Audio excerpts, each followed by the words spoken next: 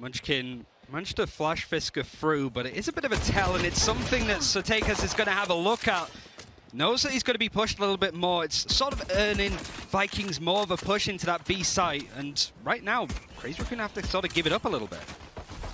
Looks like they're already setting up for some sort of retake, and well, it's not going well at all. They've lost a couple of duels straight off the bat, leaving just Bazzi and Ade remaining. Trying Last to... player standing. FRZ, he's not normally someone who plays this right now, so I was thinking maybe he'll be a little bit more passive, a little bit more calm in the way he kicks things off. Not at all. At the moment, from the Vikings, every single player making their way over onto this A side. They've got the screen down to at least block off vision and allow them to get into that after plant once again. Now, there's a few pieces of utility trying to fly through to deny them, but not really doing too much. They've got that elevated plant, and you know what, Ryan? They've been in a pretty good spot. FRZ again, he's going to find that initial pick. Now, Crazy Raccoon, as we saw mentioned, this is a bit of a bonus round they're facing off against, and GTN is trying to find something back here. The peek through, it's a little risky, but Fisker gets away with it, giving them a chance to try and fight back into this round. Realistically, with that after plant still in play, they need somebody to find a kill. They've gone for the wall up. They've tried to start the defusal. It hasn't worked out at all, and they're slowly being picked apart, leaving it down to still a horrible situation left for Ade, and he just has to try and fade away here. No time left. It's a big round for Vikings. As I said, that was only a half investment, Ryan. And it was the fact that Crazy Raccoon as well playing so purely retake. They're not going into a position where they're going to try and face aggressively on A. I think that knife connected. That knife connected onto a couple of players. Look at the rotation from Crazy Raccoon. They've already brought back 3, even 4 members onto B. That one piece of utility has found so much for them, but it doesn't seem to matter. Still, both double entries come through, but the wall is broken. They're actually going to be able to get the res off, sort of. Did he actually get him up? No, he didn't. So he's died, and his teammate's probably going to die as well. The time may be ticking, but the afterplant likely to come through, and GTN just hitting absolutely everything. It's left onto Ade once again, Ryan. 1 versus 3, and he's not going to find anything on the cross, where, except maybe in clutch situations, it's not going to be something that FRZ is too bothered about using, and trying to make sure this round is as clear as possible. It's always going to be helpful.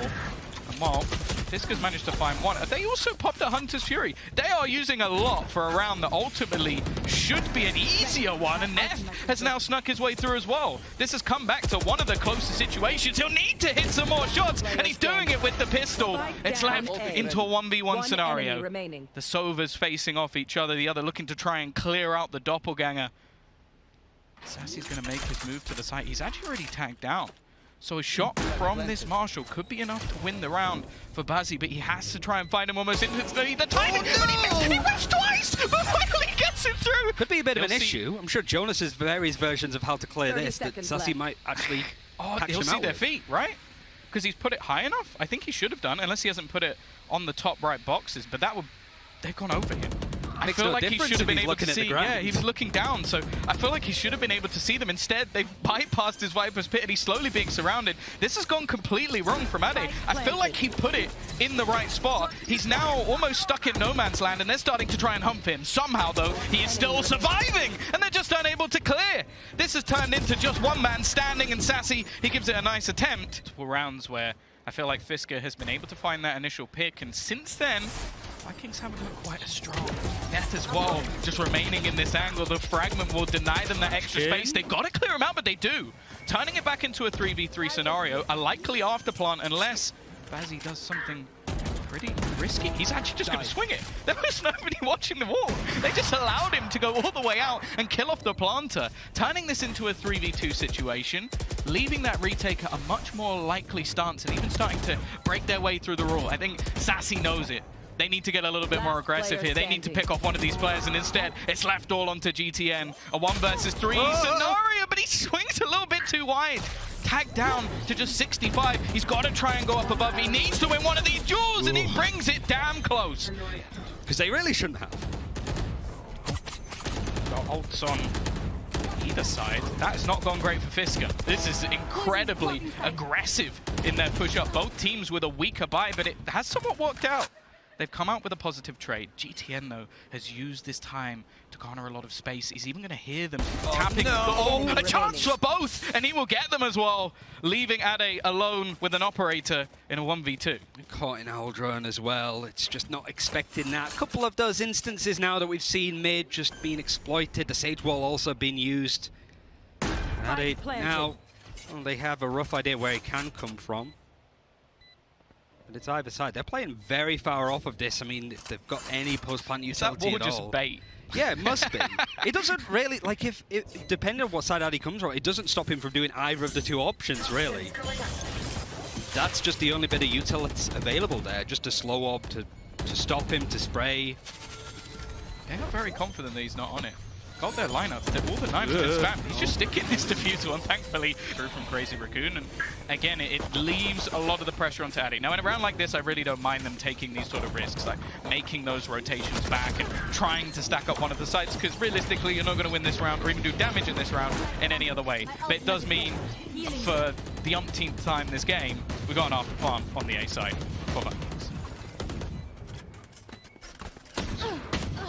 Interesting what they use now, especially now that Munchkin's able to get one kill. If he can get another, he can't. Sadak's just watching, the peak gets wider and wider. And this is, again, VIKINGS having that big advantage. They have the economy, they have an open A site, which is where they've been most successful. They're still losing 2 players to lower guns, and even more now, the Bazzi's managed to get the Vandal in hand. I don't know if there's anything that Sutekas can even do here. He's being blocked off, so he can't actually swing, and he's hoping to try and find something off the wallbang, but he gets absolutely nothing. Spot, really, the Resurrect is not going to be used on him on the side of VIKINGS, this side at least. Fisker actually peeking out, Sadak catches onto him. And now this is a dangerous spot for Munchkin, and he's looking around, still manages to connect when he needs to. The mechanical skill is still there. Fragment's going to try and delay despite being planted, but he goes off the site, and it's just really crushing VIKINGS into a spot. They're holding on. Neff picking up the operator, now using it himself from Fisker's corpse. Sassy holding closer.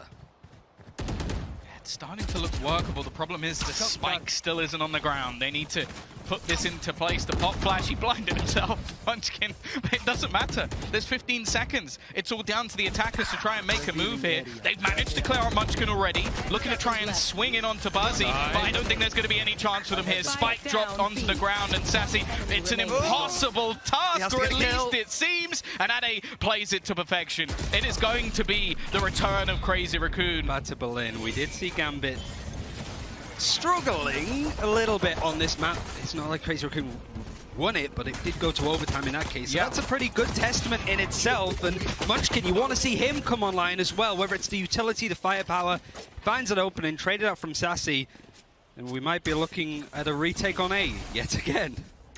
It is looking like it. Now the spike yet to be planted, just waiting maybe for a little bit of extra aggression, trying to make sure there's no space lost as they get themselves into those afterplant positions, although not really much utility to use in the afterplants. It's just going to come down to the firefights, but luckily for Crazy Raccoon, they're winning all of them. It is GTN and Sassy, probably the 2 players you'd want in this sort of clutch scenario, but I feel like they need a miracle, right? Sassy now trying to lead the line. GTN with the Sheriff couldn't find the kills, and then suddenly maybe Sassy's found a bit more than he bargained for. Nev, Bobbert actually, he's stepping aggressively, and the shot that I think narrowly misses it. Still, they're going to get the opener. They need to clear this angle because the wall has not really covered them off at all. He has been spotted. That last bullet just takes it clean off. Neth is gone. Spike is on the ground. For the attackers here, this becomes a very awkward scenario.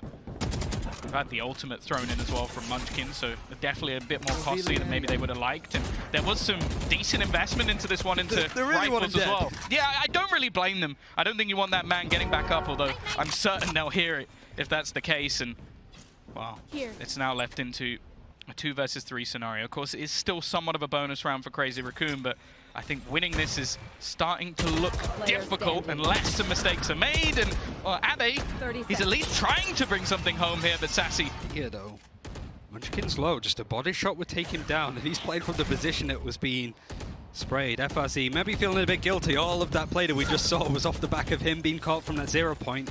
Now he just wants to sort of push up Sadak as well, wanting to strong arm these higher points, get some form of intel. And that close hold actually coming in from Fisker is going to eventually get punished from FRZ once he gets a glimpse. Yeah, they're running out of time. 15 seconds. Spike not planted. They need to make their way to the site. Yeah, I think this comes into a save. If not, it's going to be so much they need to try and achieve. But Munchkin coming in on the flank could be the difference maker. The spam through, the spinning to try and get the plant down has failed miserably. And while Bike actually going to try and be contested at this point? No, but there's a little bit of space behind. GTN is constantly trying to push. That's a lot of space that he could take as well towards yellow. And Fisker now gets the kill down to 20 HP. He's the one holding here. The utility and the rest of the team is starting to follow through in the end. Vikings have done well to just keep RACCOON at bay here. Yeah, the rotation's still not through yet from FRZ, but it might not matter. Sassy, he's almost just doing this all on his own. A one-man retake to try and close things out. Bazzi lands the shot, but Sassy is there. They've got Viper's Pit on one spot. They've got a wall blocking the other spot. There's only one other place that players can realistically be, and it's aggressive on A. Now, there's no point again will come through. Will reduce the ability for their opponent's abilities, and they're actually going to use the Viper's Pit. There's already a lot invested into this round. I don't know how much of a counter there's going to be here from Vikings. Might just be a case of wait. The Tippy-Toes are going to be seen on that one. GTN, that's a nice kill onto Munchkin from distance.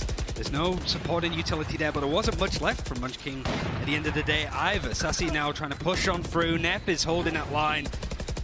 Just in this meander of different smokes, he's looking to ace it. This is a big round from Neth. He's managed to find the timing twice to pull off multiple double kills, and it's left all onto Sidikas, and he's just looking for exits. He's trying to kill them all off as they try and exit the site, and the fact is Fisker is dead here. Vikings, they're happy to hold on to this site, and it's not been that bad on the defense. You have so much information. Why wouldn't they gamble players at this point? They've already managed to find out that there's nobody pushing on A. Now Munchkin able to take that shot. Okay, GTN. That was dirty. That was a nice shot. The res is coming through on the other side. Sassy, no way he manages to get away with that. And the best thing is, he's also got his ultimate. The spam coming through isn't going to find anything, but he instead will be able to pop that Hunter's Fury and clear out Neth, bringing this round back from the fray. Turning it into a 5 versus 3 now. This duel could be everything. Now the patience of FRZ actually means he's going to get the kill for free. He picks off Munchkin, and although there's after-part utility coming through, it doesn't look like it's worked at all, unless that was some counter utility that had been thrown out. It hasn't denied them, and Ade realizes there's nothing he can do at this point. This is that the operator on B is pretty much looking in, it sees nothing. All of the information the Vikings need is there. Also, the buy from Crazy Raccoon stinks. So they're going to need someone to be a hero. Luckily, Fisker might have just done that. He goes swinging. Sidikas is there for the trade, and they don't know that Sassy is here. He's still just hiding in the back lines. This time they are watching for the flank. The problem, though, is that there's 3 players currently stacked within the A site. The faster rotation from the Vikings leaves this as a very tough spot, and in fact, they're not ready for these swing peaks. If anything, at this stage, I feel like Crazy Raccoon have to back off. Might not even be given that opportunity. Steakhouse is still holding on to this high ground. This toxic screen is just doing what they want it to do. It's forcing Crazy Raccoon into these positions, but now it's no longer going to be a factor at this point. 2 versus 3 now. Resurrect is available for Neff, but this close hold from Vikings, actually, never mind. They think it's another site. They're moving away. Yeah, there's so little time left, though. The second they hear this, there's going to be a rotation. I am very surprised that Neth is currently holding the Stinger. Like, this is not the gun that you want to be having. And Ade going down, he now has to pull off maybe the greatest clutch you've ever seen with this weapon. I know Lothar might have a smile if he starts going for a few little burst plays, but I think the chances of that are slim to none. Hits the dink on the first. There are actually some tacked players. There is absolutely no way, and Sassy is going to clear him out before that gets too dangerous. Vikings are going to take themselves the first match individually. It didn't matter what agent he was playing. The only concern is he's only played it once in an official ever. And Sassy, it's the first time he's played Breach, and not a bad start. The 2 kills flashing in there. Just actually get the setup on Sadak. It's a prime game in Flawless. We saw few and far between of those on Icebox centrally. They still have that alarm bot in Garage, which is going to have that impact. Sassy using that utility to stall, and Sadak, the Nano Swarm, the stun combo, completely rips apart Fisker. Yeah, and he was the only one that entered the site. The rest of the team a little bit delayed, looking to play that almost old-school B-site style. The timing could work nicely, though, for Munchkin. He's managed to sneak his way through, but again, the duel is going to go the way of Vikings, leaving them with a man advantage. Sassy low, and no utility online, but he still manages to hit the timing, and now he's got that Rolling Thunder, as you mentioned. He could decide just to use it here and basically end this round in his track. Medusa is screwed here, surely. but he somehow still survives. No. As well. It's left into the 1 versus 1, and only a pistol available for FRZ. Are they already going to look to pull him off the spike? And with the rifle in hand, you have to favor him here. Just playing that time, lurking back further. And there should be no chance here for FRZ. He's just going to hope to try and stick this one all the way. Actually, lands the shot at least, and he's going to connect. Does he have time to get the diffuser? I think he does as well. Now there's a bit of trepidation from Vikings now leaning over to A. And I like that guiding light, get some information, but Fisker uses that opportunity to line up. That is a really nice grab that comes in from Addy. He's far away from the action. And now he's going to be able to plant the spike now just behind the rest of the team. Neff needs to get this kill here, but Satekas might have a...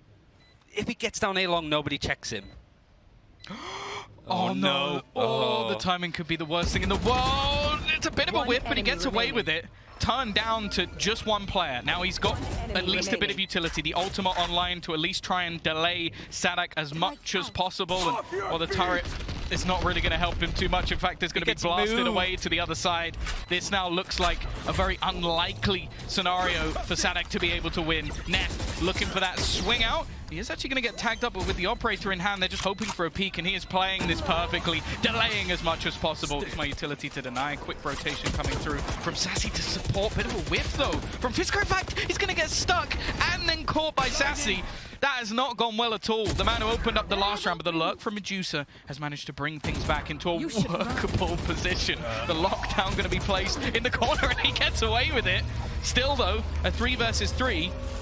And actually, there's a counter lockdown instead. The push coming up, hoping to try and garner some space. It's a kill coming through, and Sadak even manages to delay it, meaning, not quite caught. I feel Addy manages to just get the timing perfectly right, but he isn't checking Satekas. Is just aware of him playing in that nice back C-site position. And you would have expected, or at least wanted, those 2 players of Neff and Addy to play together, to play off of each other, especially now that Vikings are split so thin.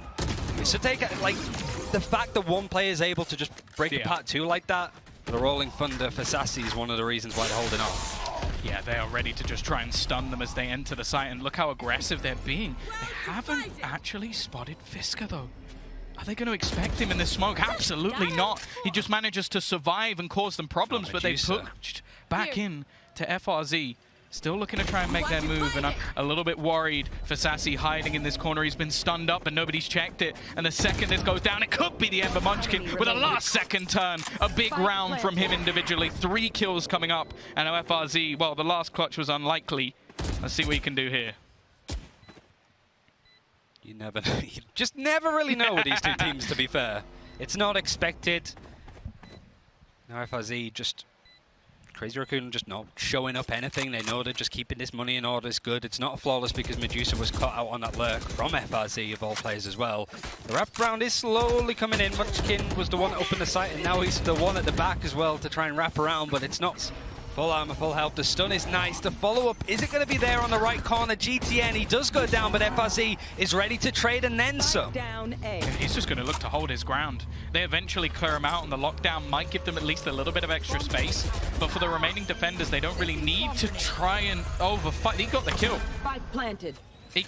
He just got the kill straight through the smoke. That's given them a real opportunity here. Sassy and Satekas coming from completely different angles. Still a little bit of utility to try and clear them out. And I feel like Satekas is going to have everything to do, looking to try and come in from behind. But I like this. Crazy Raccoon getting aggressive, trying to take the control from in front. And they are spotting that there's no one around this angle. They know that there has to be someone within head of them, someone coming in on the flank. And Medusa lands the shot. It's left all onto Sassy. A great recovery. Now, although this has been somewhere he's played a lot, it's never actually been spotted, but again, it's Munchkin.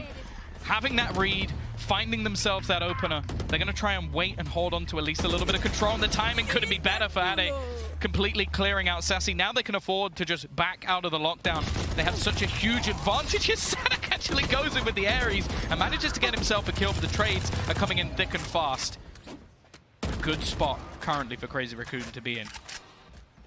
The spike still hasn't gone down at this point, no.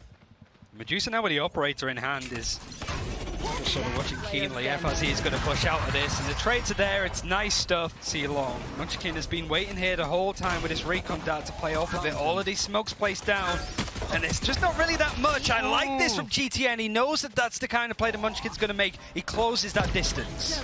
Two of them desperately low. A chance here for the defenders to try and turn the tide into a 3 versus 3 scenario. Spike's still not planted, and they are slowly surrounding them. This round is going to be ended on Jules, and Jules alone, and it's left just onto Sassy. Still, though, he manages to land the headshot onto the first. Both players desperately low, and Sassy brings it back again. And they have a fast flank. This is actually a brilliant adaptation from Crazy Raccoon, but he's been caught by the alarm bot. They know that he's here. However, this was the plan all along, and by the looks of it, they're not actually watching for it. So Fisker's going to get himself the first one for free.